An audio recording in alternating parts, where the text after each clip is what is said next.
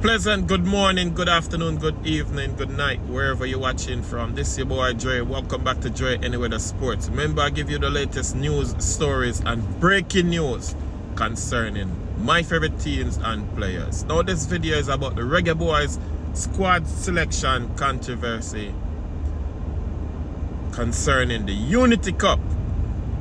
The squad expected to be named, or actually the squad expected to be released to the public over the weekend, over the next 3 or 4 days, right?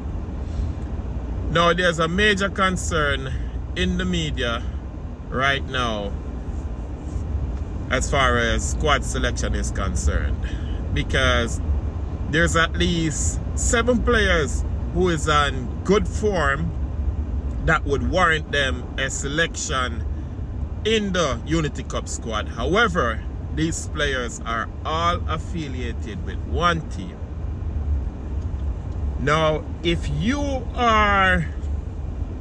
There's mixed reaction to this, because the players, they're all worthy of the call-up. Because if you look at the Unity Cup and what its potential being used for, building towards the 2030 campaign, the long goal, 2030, right?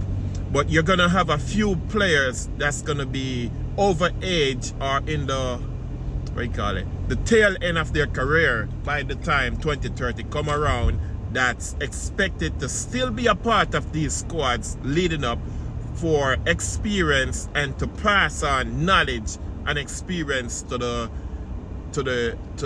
younger players.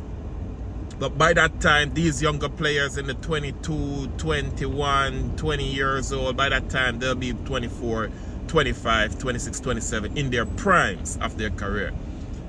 Or I should say, to the beginning and middle part of their career. Now, when I'm saying this, conflict of interest and squad selection, now, you have to think to yourself, do you want to see Jamaica's best team up there, or are you more worried about spreading the narrative that player selection is being selected based off favoritism? Me, for one, I could care less as long as the best players are selected, and I'm a fan looking on the outside with no favoritism towards any club or any player, non-selection, because the only player that I would have some sort of favoritism to is non-selection in the team would have been Ravel Marson, and that is based off that he's 31, 32, somewhere around there, right? And we don't have a player in the team with his composure, his ball control, his vision, his close control techniques, and fast thinking.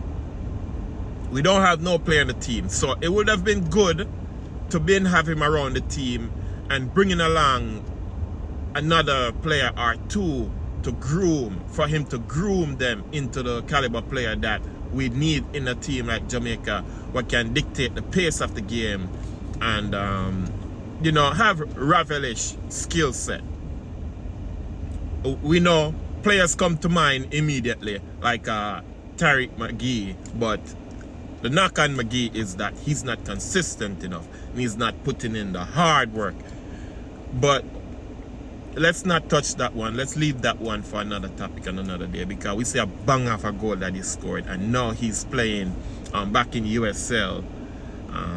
He was out of football for a lot of months, training, doing individual training and all that. But this video is not about that, but we like to see those type of players in and around the national team. Now, if you plan on just bypassing the midfield, you don't really need that player, because you're gonna kick over the midfield.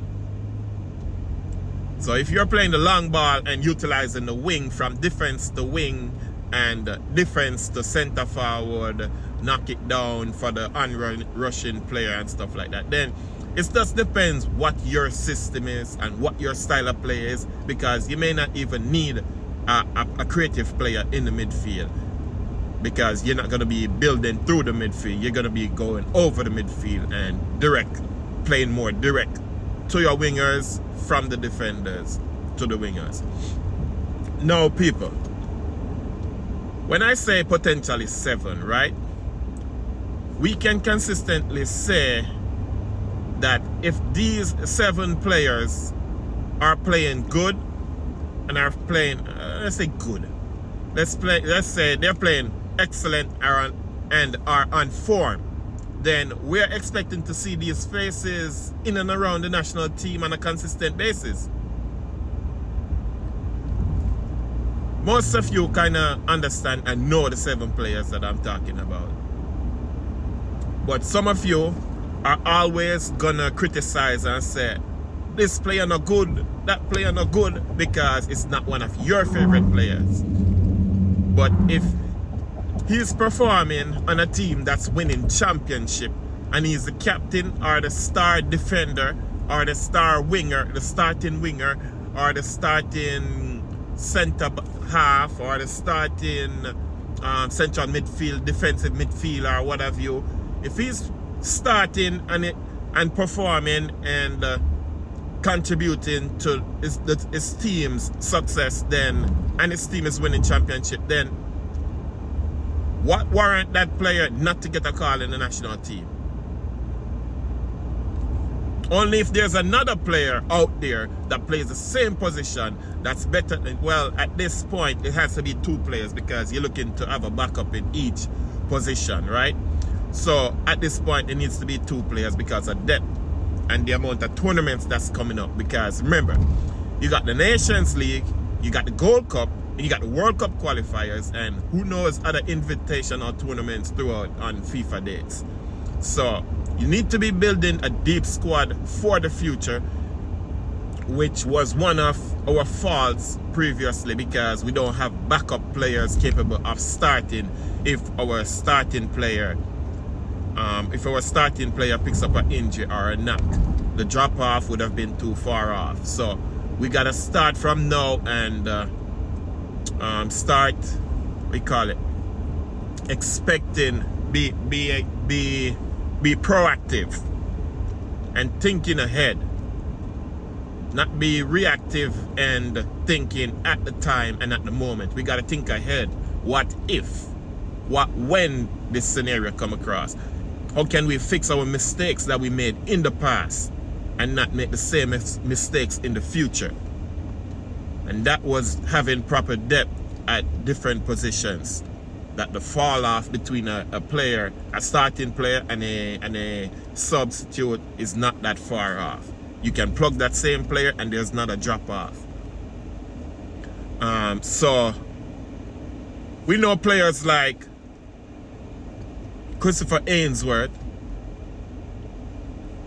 Adrian Reed, Giovanni Lang, Kahim Paris, Richard King, Busy Atkinson. We know that when those players are on form, they can contribute to the national team. But there's only one problem. They're all affiliated with Cavaliers Football Club, and the head coach, the interim head coach, is also the coach of Cavaliers Football Club. So therein lies the controversy. Therein lies the narrative that if these players are selected in one squad at one time, then you're gonna hear the cry of favoritism, corruption, conflict of interest. So it's definitely gonna affect the national team and the team selection. So let me know what you think in the comment section down below. And remember, like, share, subscribe, tell a friend, tell a family member about Dre Anybody Sports. Until next time, peace, love, unity. It's your boy Dre, and I'm out.